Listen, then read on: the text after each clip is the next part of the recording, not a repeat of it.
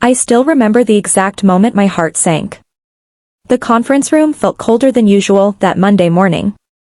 Fluorescent lights buzzed overhead like angry bees while we all sat there, exhausted but hopeful. My name is Elena, and for 8 years I had poured my soul into this company. I started as a junior coordinator and worked my way up to senior operations manager. I believed in our mission. I believed in our team. But that day, everything began to crack. Our CEO, Mr. Richard Harlan, walked in wearing his expensive tailored suit, the one that probably cost more than most of our monthly salaries combined. He had that familiar smirk on his face, the one that always appeared right before he delivered bad news wrapped in fake concern. We had been hearing rumors for weeks: budget cuts, reduced bonuses, frozen salaries. The economy was tough, he kept saying. He stood at the head of the table, looked around at our tired faces, and said the words that still echo in my mind. This is all you can handle right now. Don't complain. The economy is what it is. If you can't manage on this, maybe this isn't the right place for you. The smirk never left his lips. He said it so casually, like he was doing us a favor by keeping us employed at all. My stomach twisted. I glanced at my colleagues, Sarah, who had just had her second baby, Marcus, who was supporting his aging parents, and young Priya, fresh out of college with student loans. We were all loyal. We had stayed through the pandemic, through layoffs, through everything. And this was how he spoke to us. I forced a smile, but inside I was shattered. How could the man I once respected look at us with such contempt? That night I cried in my car for 20 minutes before driving home.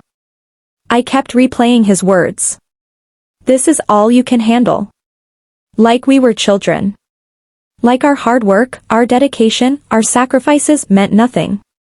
Little did I know, that single moment of arrogance would be the beginning of the end for him. The weeks that followed were pure emotional torture.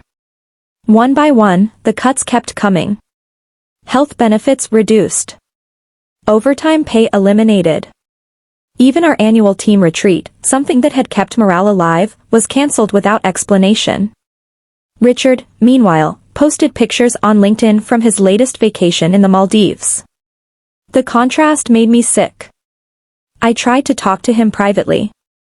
I prepared a detailed report showing how the team's productivity had actually increased despite the cuts. I thought if I showed him the numbers, he would see reason.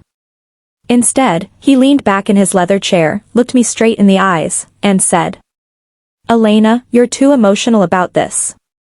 This is business. If the staff can't handle reality, they're free to leave." That was the moment something inside me broke, and then quietly began to rebuild into steel. I started noticing things I had ignored before. The way he belittled people in meetings. The luxury car he drove while telling us to tighten our belts. The bonuses he still paid himself while freezing ours. The betrayal ran deeper than I realized. But I wasn't alone in my pain. During late-night calls and whispered conversations in the break room, the team started opening up. Sarah was struggling to afford daycare. Marcus had taken a second job and was barely sleeping. Priya was quietly applying elsewhere but felt guilty leaving the rest of us behind. The more we talked, the clearer it became, we weren't just employees being managed poorly. We were being disrespected. Used. And Richard's smirk had become the symbol of everything wrong. I remember sitting in my apartment one rainy evening, staring at my laptop. My hands were shaking as I typed out a message in our secret group chat: "We deserve better. What if we stopped accepting this?" The responses flooded in. For the first time in months, I felt something stronger than anger. I felt hope. And determination. We began meeting outside work. Carefully. Quietly.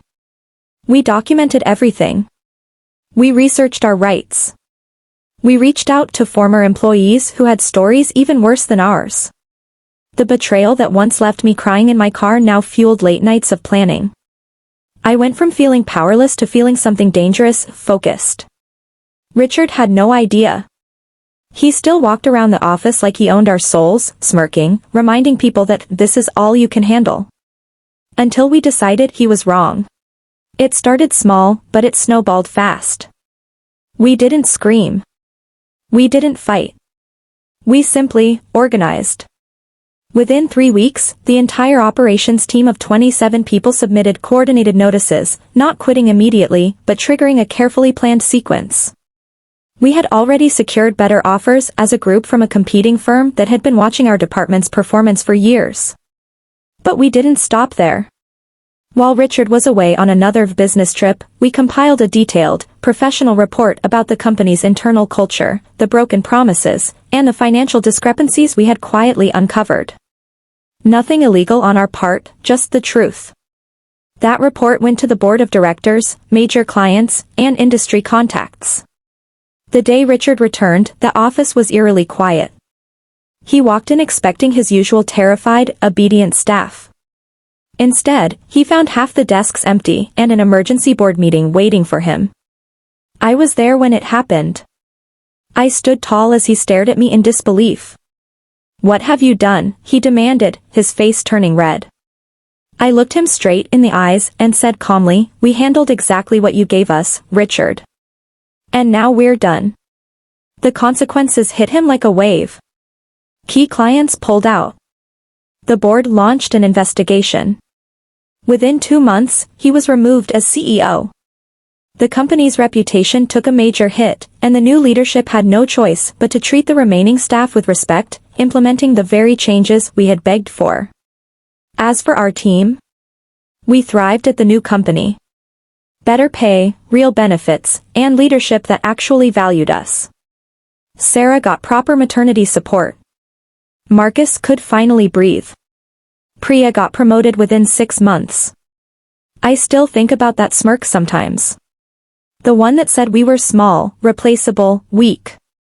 That day in the conference room feels like a lifetime ago. The pain was real, but so was the strength we found in each other. If there's one thing I've learned through all of this, it's that no one has the right to tell you what you can handle, especially not someone who has never truly struggled. When people try to break your spirit, sometimes the most powerful response isn't loud anger, it's quiet, united, dignified action. We didn't destroy him. We simply refused to let him destroy us. And that was the sweetest revenge of all.